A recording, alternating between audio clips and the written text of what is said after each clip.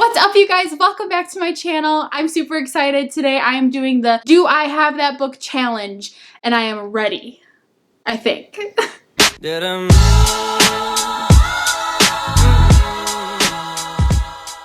This challenge has been going around a lot on BookTube lately, and I wanted to be a part of it because it sounds like fun. And I've seen a couple of them. I don't remember what any of the questions are, and I haven't prepared ahead of time. So this is going to be fun for everyone. I hope this doesn't take me 10 years. So what I'm going to do is go ahead and read the questions and see if I have a book that matches the questions on my shelves. We shall see what happens. Question number 1 is, do you have a book with deckled edges? I hope. Oh, okay. Well, okay, I know that I do. So I do. Because I have, bam, a book from a series of unfortunate events. This has the deckled edges.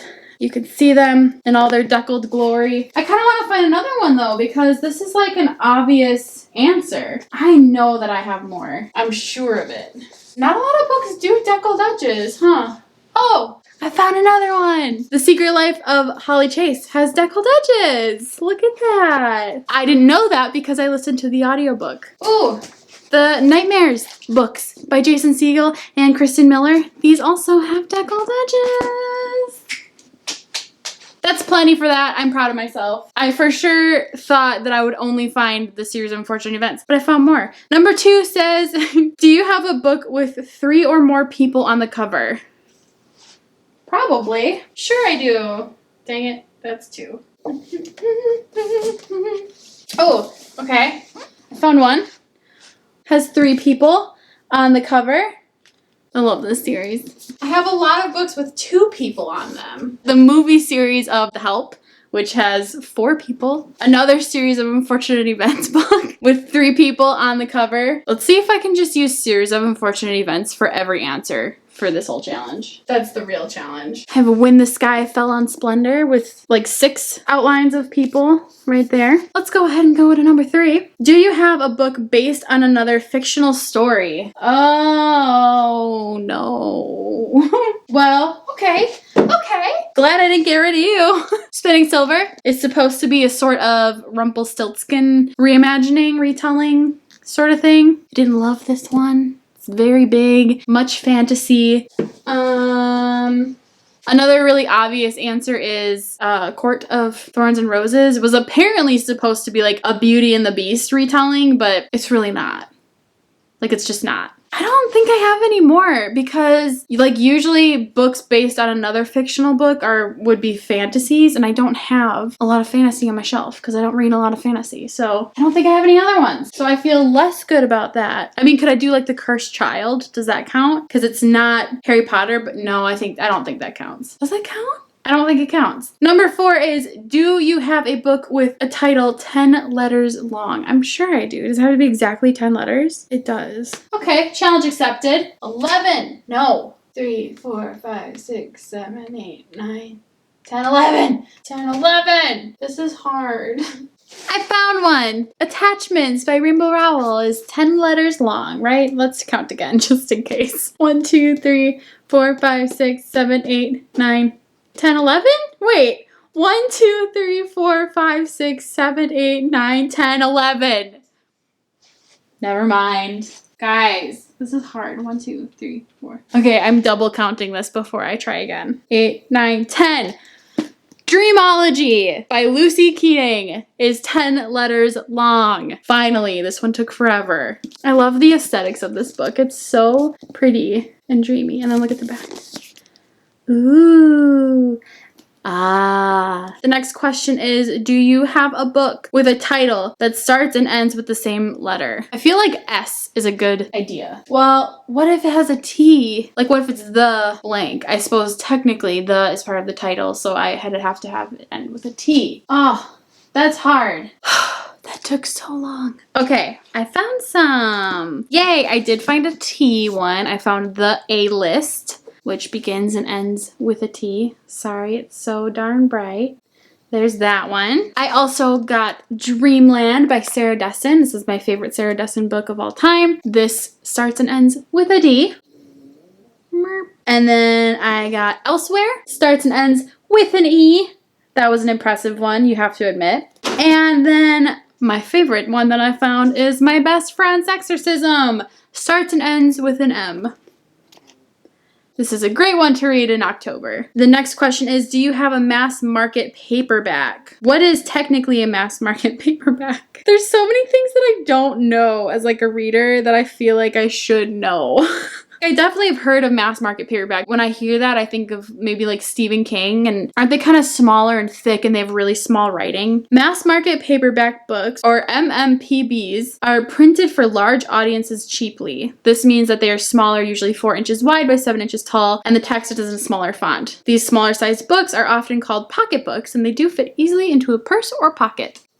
The more you know. But my question is, how do I identify what is a mass market paperback versus like not? Does it say that it's a mass market paperback? How to identify a mass market paperback. Generally paperback.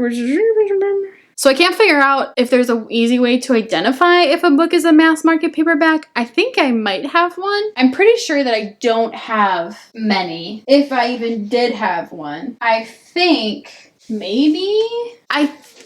this is one, Final Girls by Riley Sager. Like it like fits in my hand. It fits in like one of my hands and it's thick and it does have like pretty small text. I don't know if this counts though. I don't know. I'm like trying to find something that would tell me that it's mass market paperback. Oh no, it says premium mass market printing. I think I found a winner. I'm so proud of myself. You learn something new every day. Do you have a book written by an author using a pen name? Ooh, yikes. Oh, you know what? I could be wrong. I do think that Aaron Watt is a pen name? Let's consult our Google here. Ah, it is! It's 2 people, Jen Frederick and Elle Kennedy. They write together under the pen name of Aaron Watt. And I have the first book in the Paperback Princess series. I've only read the first one. It's complete trash. It's super problematic and horrible, but if you're looking for something entertaining, I still recommend it. Do you have a book with a character's name in the title? Yeah, maybe?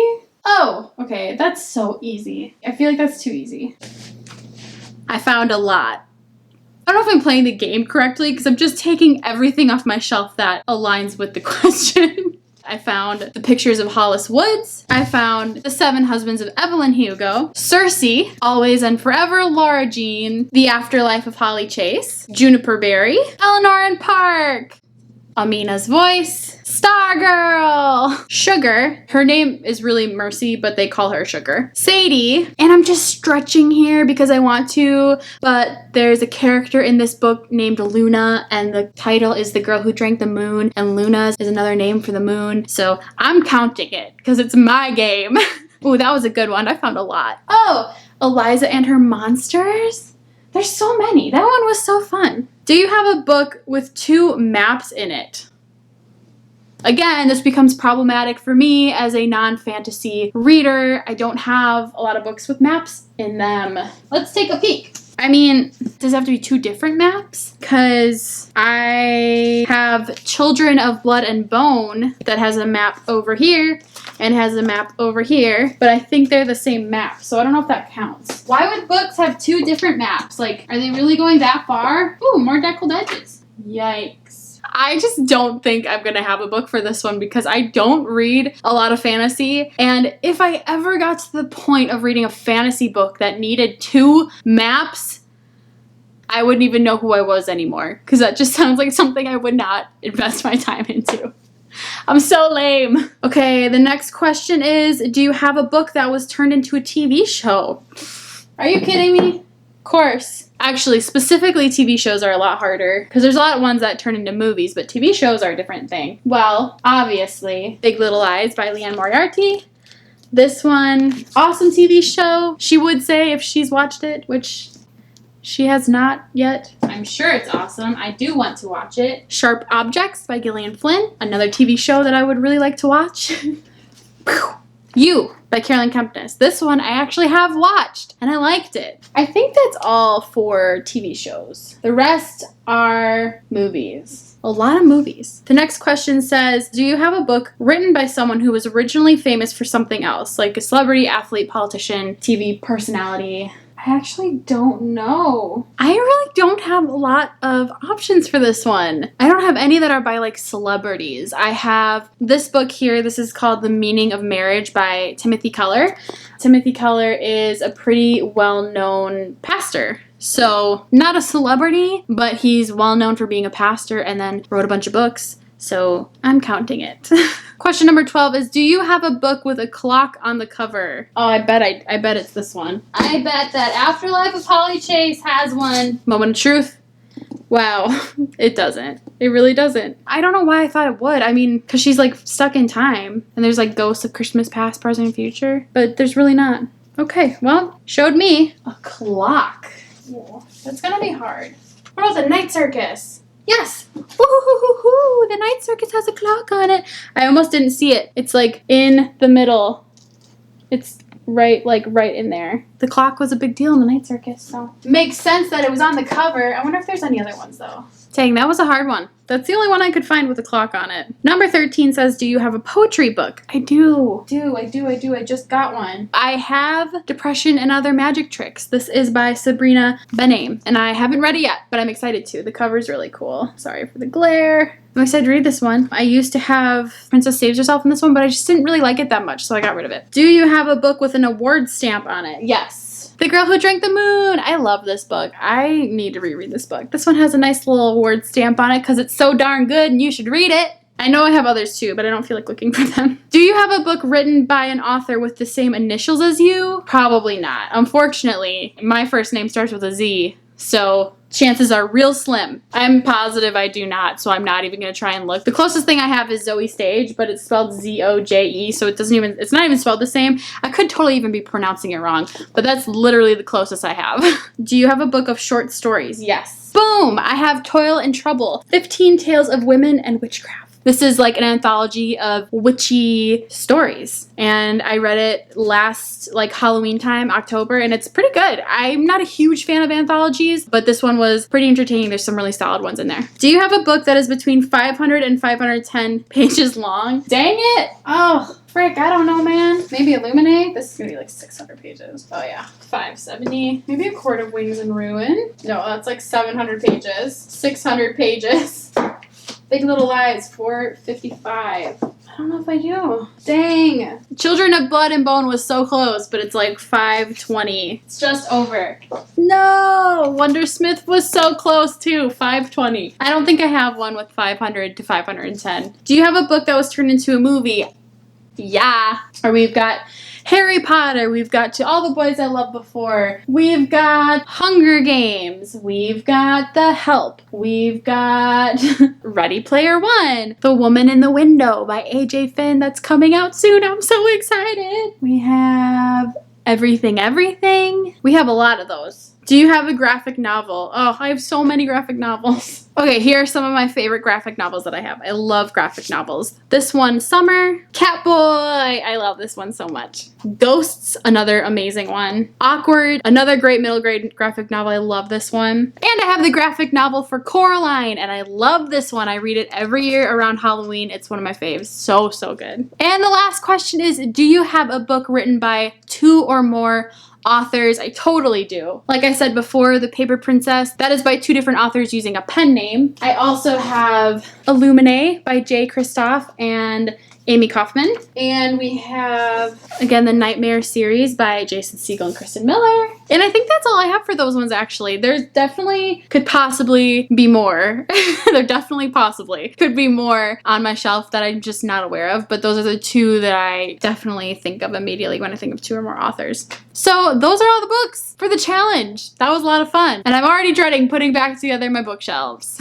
But I had a great time doing this challenge. I hope that you guys enjoyed it. If you have a channel or an Instagram or something, do this challenge. It's fun. It's fun to tear apart your bookshelf and see what you have, what lines up. Thank you guys so much for watching this. I hope you enjoyed it. I now have a question for you. What is the first book that you can think of that you have on your shelf that has a character's name in the title? I want to know. I liked that question the best. It was fun. Let me know your answer in the comments below. Again, thank you guys so much for watching. I will talk to you soon in my next video. Bye!